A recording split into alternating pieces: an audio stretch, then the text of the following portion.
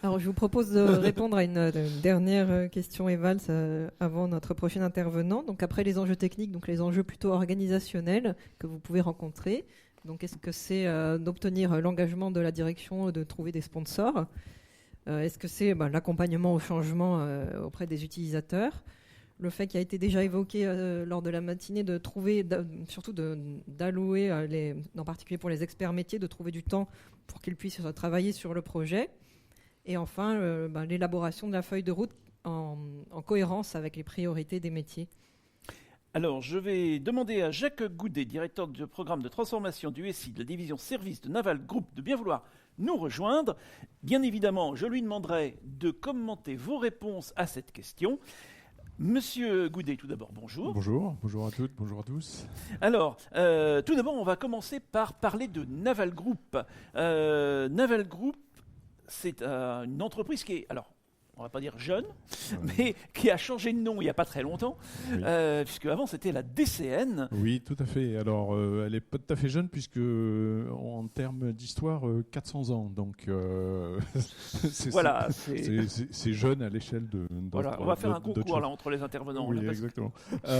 Donc, effectivement, Direction des constructions navales, qui est devenue une société anonyme dans les années, début des années 2000.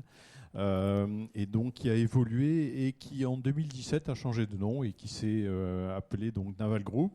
Peut-être une petite introduction de ce qu'on fait. Naval Group, c'est le leader européen du naval de défense.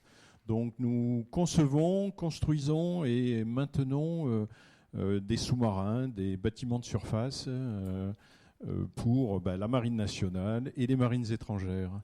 En termes de couverture géographique, en France, on est installé sur 12 sites, certains près de, de ressources d'eau, notamment Brest, Cherbourg, Lorient, Saint-Tropez, Toulon, et puis quelques sites. Bon, on a le siège social à Paris, et puis aussi à Nantes, et puis du côté de Ruel, c'est près d'Angoulême. On est aussi présent à l'étranger avec des filiales soit détenues en 100%, soit avec des partenaires industriels. Donc les principales filiales sont en Australie. Et ça me ramène un petit peu à la stratégie donc, de Naval Group qui a été élaborée par Hervé Guilloux dans les dernières années. Vraiment un développement à l'international. Et les derniers succès, justement, donc le programme australien de sous-marins, construction de 12 sous-marins, qui a été donc attribué à Naval Group il y a quelques années. Et puis dernièrement, le programme donc de chasseurs de mines pour la Belgique et la Hollande. Donc voilà, il y a un vrai développement à l'international. En termes de chiffre d'affaires, c'est 3,6 milliards, hein, ce sont les chiffres 2018. On est 14 500 personnes.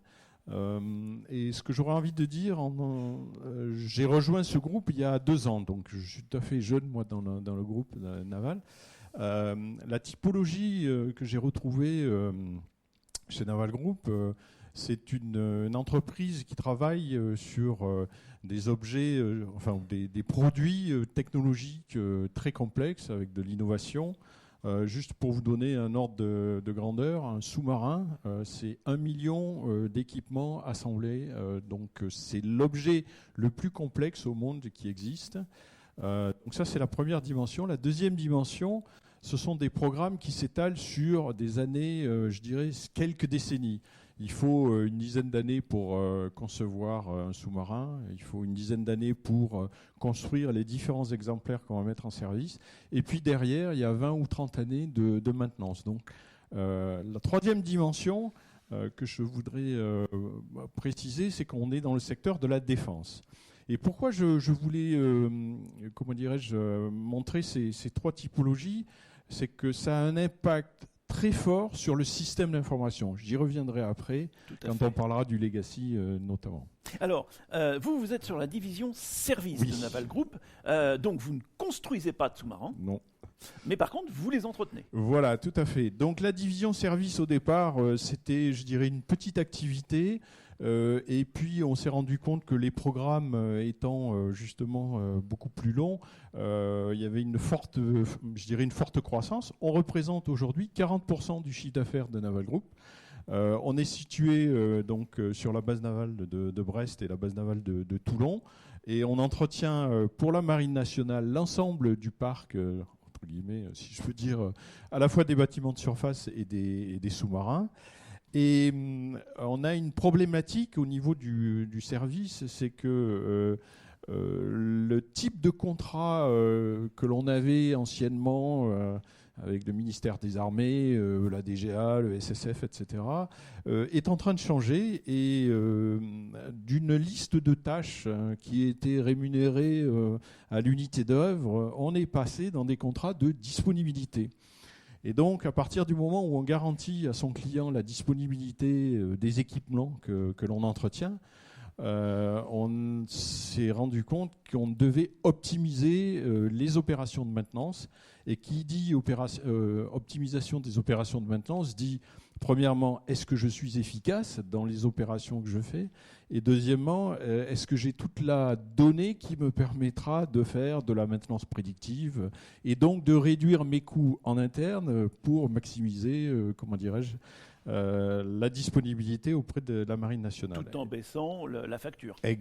Tout en baissant la facture, bien évidemment, puisque les contrats d'année en année, comme vous pouvez l'imaginer, sont plutôt en baisse. Voilà, plutôt en baisse, en renégociation, on veut dire. Voilà, en optimisation, quoi. Voilà, optimisation. Alors, du coup, vous aviez effectivement un système d'information, on va dire un peu ancien, il n'y avait pas 400 ans, mais bon.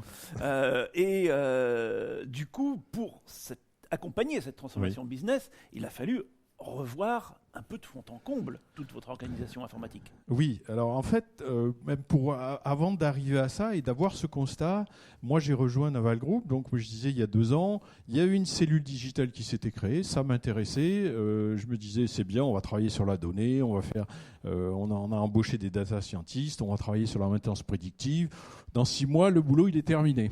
Et en fait, quand on a commencé à creuser et quand on a commencé à parler au métier en disant, bon, la donnée, elle est où ?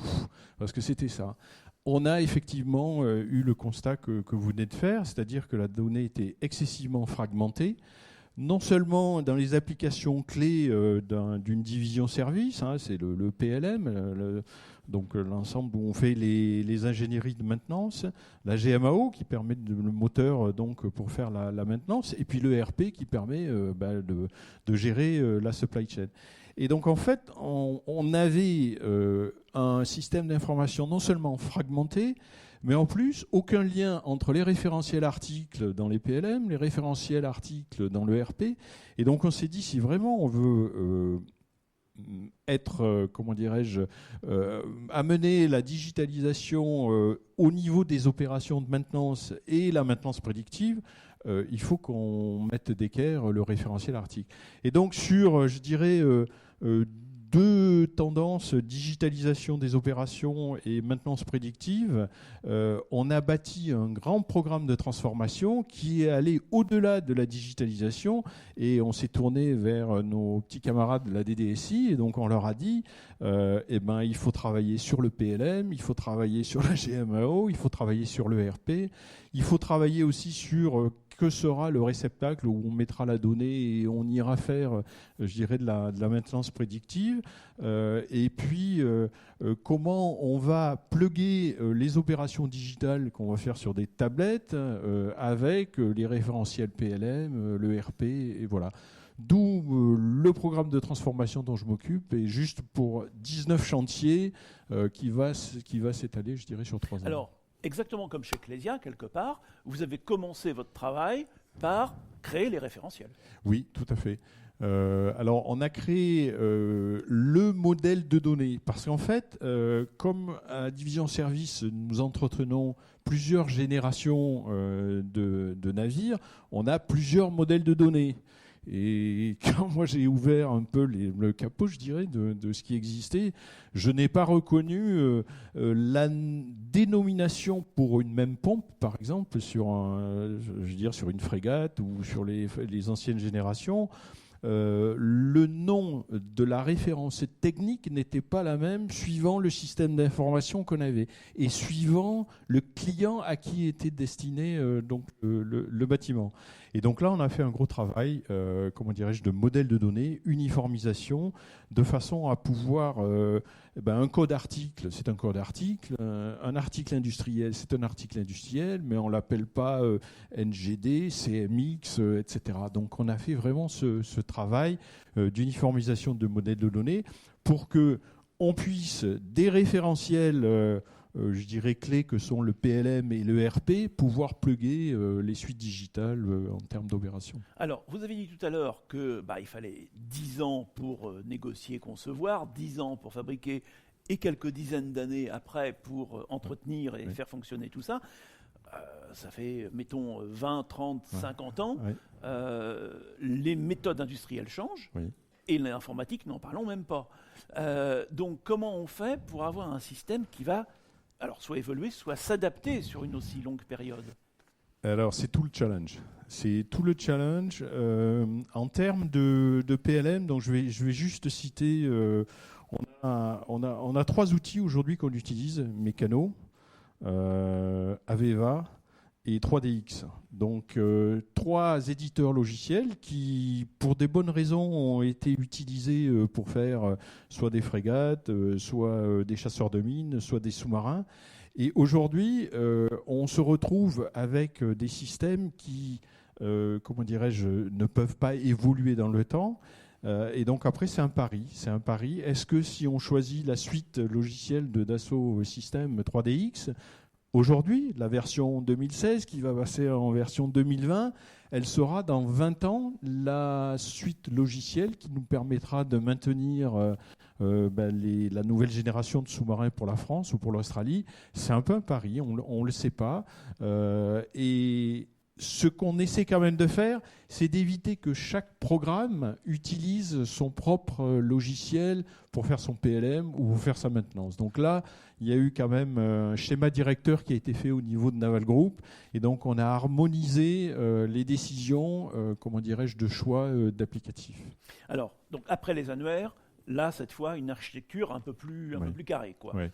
Et comment ça a fonctionné? Parce que vous n'êtes pas vraiment IT, en fait. Donc, comment ça a fonctionné entre la DSI, les métiers, la direction générale? D'accord. Alors moi, je suis un DSI. Donc, quand je suis venu chez Naval Group, j'étais précédemment, pendant 8 ans, DSI d'Alcatel du Centre d'entreprise. Et en fait, j'étais recruté côté métier pour cette compétence. Compétence à la fois dans les systèmes d'information et le digital, parce que le constat de la directrice des services à l'époque, c'était de dire j'y comprends rien à ce que j'ai en termes de système d'information, et la DSI pour l'instant ne m'aide pas. Donc j'ai été un petit peu, le cheval de Troie, si on peut dire comme ça. Et ça a permis, d'abord de faire comprendre aux équipes services les problématiques auxquelles étaient confrontés mes petits camarades de la DSI de Naval Group, et puis de s'asseoir autour d'une table et de définir ce qu'on a dit, c'est le schéma directeur, et puis au-delà du schéma directeur, quel va être comment on va faire les différentes étapes pour avancer dans la transformation de ce système d'information. Et je dirais que dans mon programme de transformation, aujourd'hui, j'ai des équipes services qui travaillent sur le digital et je m'appuie sur des chefs de projet DSI qui vont livrer l'harmonisation du PLM, le lien du référentiel PLM avec le référentiel article industriel dans le RP, le déploiement des tablettes digitales pour pouvoir faire la maintenance digitale. Donc c'est vraiment, je dirais, un programme services et DSI associés ensemble. Voilà. Alors, comment ça a été perçu? Alors, la DG, je pense qu'elle est ravie, mais tous les gens qui étaient sur les différents outils PLM, tous les gens qui étaient sur les différents outils antérieurs, vous êtes dans une industrie un peu lourde, quoi. Faut quand même être clair. Donc, comment ça s'est passé, cette mutation? Beaucoup de temps, beaucoup d'échanges pour d'abord faire comprendre qu'il y avait une nécessité de transformer Premièrement, les processus métiers. Parce que c'est pas en donnant une tablette à l'équipier qui va aller sur le bateau qu'on a résolu le problème de continuité digitale au sein des applications services. Donc, mettre le métier, les gens des processus et la DSI autour d'une table et dire bon, mais c'est quoi le processus métier qu'on imagine demain s'il y a une tablette au milieu de la suite, je dirais, applicative qu'on utilise pour faire les opérations de maintenance. Donc, beaucoup je dirais, de travail et d'ateliers conjoints pour arriver à cette cible commune. C'est ça ma cible en termes d'applicatif. Derrière, on a fait aussi des démarches pour convaincre les financiers parce que ça coûte. Il y a des investissements qui sont vraiment très conséquents. Mais il y a un retour sur investissement. Le retour sur investissement, c'est... on avait fait quelques POC quand je suis arrivé et on a démontré qu'un préparateur, entre la façon dont il préparait précédemment et puis préparer sur sa tablette et exécuter avec sa tablette, il gagnait déjà 20% de son temps. Donc il y a des ROI qui sont fantastiques. Donc ça a aussi aidé à, comment dirais-je, à avoir les budgets en 2019, en 2020 et 2021. Voilà. Donc ça c'est déjà bien, vous avez déjà vos budgets 2021. Je vous ai dit, on est dans le long terme chez Naval Group. Voilà. Très bien. Aurélie, a-t-on la réponse à la question Evals ? Oui, tout à fait. Alors, donc, la question était quel est votre principal enjeu organisationnel dans ces grands projets de transformation ? Le premier, sans grande surprise, c'est l'accompagnement au changement auprès des utilisateurs. Le fait de trouver des sponsors et de convaincre justement la direction et aussi la direction financière arrive en seconde place. Définir une feuille de route alignée sur les priorités métiers en troisième place. Dans votre cas, c'est particulièrement présent puisque c'est du très long terme. Et également un peu moins de réponses, mais quand même quelques réponses pour le fait de trouver et d'assurer la disponibilité des bonnes personnes métiers pour le projet. Un petit commentaire. Oui, alors je suis tout à fait en phase avec le B. Justement, dans l'interview que j'ai donnée, c'est de ça dont je parlais. L'appropriation par le métier et l'utilisateur de ce qu'une DSI va délivrer est clé. Mais ça veut dire quoi ? Ça veut dire que on a réfléchi au préalable avec le métier, c'est quoi demain ton nouveau processus, et être sûr que, comment dirais-je, le taux d'utilisation de l'application est là. Sinon, on a beau avoir fait la plus belle application, si elle reste là et qu'elle n'est pas utilisée, je pense qu'on n'a pas fait notre job, quoi. Voilà. Très bien. Monsieur Goudy, je vous remercie beaucoup pour votre témoignage. Merci beaucoup.